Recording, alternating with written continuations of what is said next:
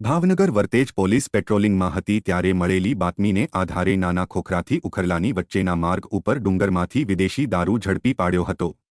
ભાવનગર વર્તેજ પોલીસે પેટ્રોલિંગ દરમિયાન મળેલી બાતમીના આધારે વિરમદેવસિંહ ઉર્ફે લાલો જસુભા ગોહિલે નાના ખોખરાથી ઉખરલા માર્ગ પર માળનાથ પહેલાના માર્ગ વચ્ચે નાળા નજીક ડુંગરમાં 132 દારૂની બોટલ ₹46,200ની જમીનમાં દાટી હોવાને પગલે રેડ કરતા મળી આવી હતી।